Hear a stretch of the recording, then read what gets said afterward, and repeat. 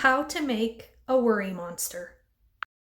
I like to use a tissue box because it already has a hole in it. If you use another box, you'll need to cut a hole for the mouth. Want to trace around both sides, the top, the front, and the back of the box.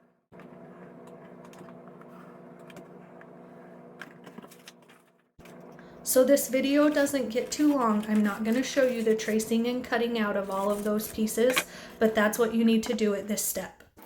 Once you have the sides, back, front, and top cut out, you'll want to use double-sided tape to attach all but the front to the box.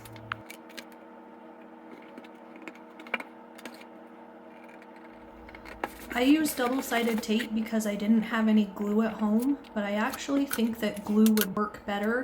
You just have to allow more time for it to dry. I didn't worry about covering the bottom of the box with construction paper, but you can if you want to. Here I'm using the double-sided tape to attach the construction paper to the top of the box. Try to get it to line up as best you can. I was having a little trouble getting the edge of the construction paper to line up with the box, but I turned the box around and it worked just fine. And there you have it. You'll see that the top, the sides, and the back are all covered. Now we're going to cover the front of the box. Before you can attach the paper to the front of the box with the double-sided tape, you need to cut out a hole for the mouth.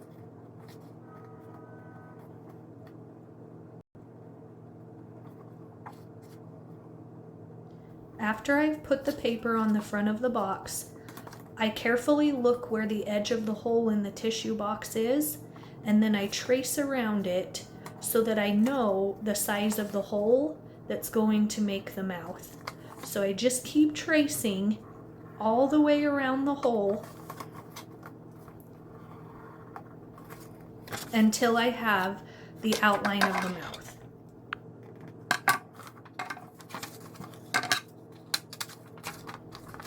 Now cut along the edge of the line that you drew.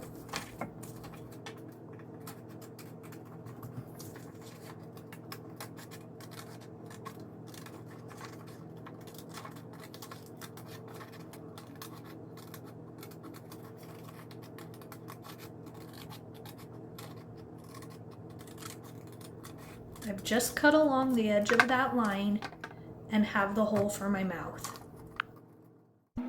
Now lay this piece of paper over the colored construction paper you want to use for the mouth. I chose red, and trace along the hole. Once you have the hole cut out for the mouth, use the tape to attach the paper to the front of the box. The hole that you just traced becomes the outline of the worry monster's mouth and includes the teeth. So I'm drawing the teeth along the outside of the hole that I traced. I chose to do pointy teeth, but you can choose to do round or square. Now I'm cutting it out. And you want to make sure that as you cut along the teeth, you do not cut on that line. Give yourself just a little bit of room. I'll show you what it looks like here in just a second.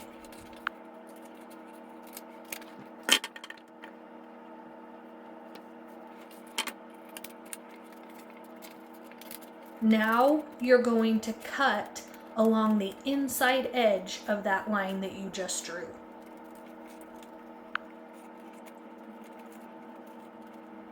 Here's what it looks like. So you can see that it's a really thin edge that you use to create the outline of the worry monster's mouth.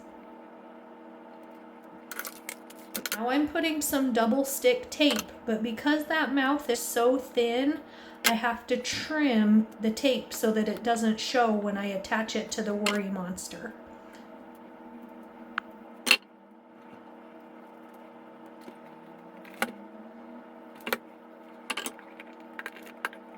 When I put the outline up to the worry monster's mouth, I noticed that there were little parts of the tissue box sticking out. So right now what I'm doing is just trimming those so that you can't see them. Again, just trimming those up.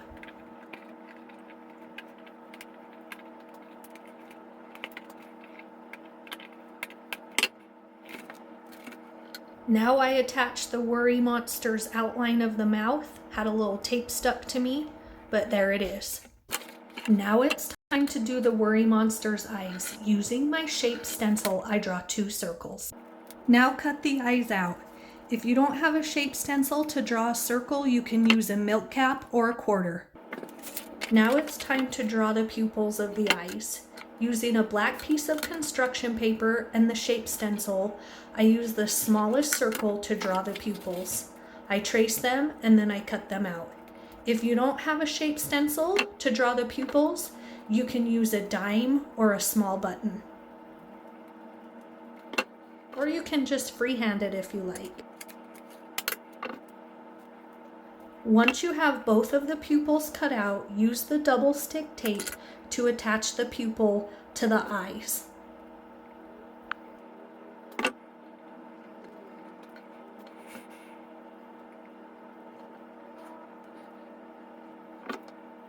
Here, I'm just trimming up some tape that was hanging over the edge of the pupil. I've attached the pupils to the eyes, and now use some double stick tape to attach the eyes to the box. You can put them in any position you like.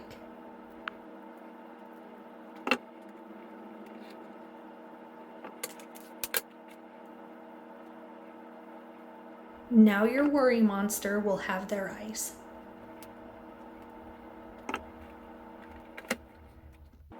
The last touch that your Worry Monster needs is hair. I chose green construction paper for green hair. To make it look like hair, I'm cutting long, thin strips of varying sizes all the way across the bottom edge of the paper. Now I'm just pushing the paper forwards and backwards to give the hair a little bit of movement.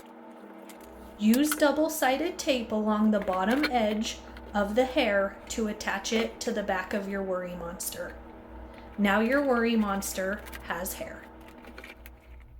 The purpose of the Worry Monster is to eat up all your worries. So if there's something that you're worried about, write it down or draw a picture of it. Then feed it to your Worry Monster. And once you've fed it to your Worry Monster, you don't have to worry about it anymore. Thanks so much for watching. I hope you found this helpful. Take care.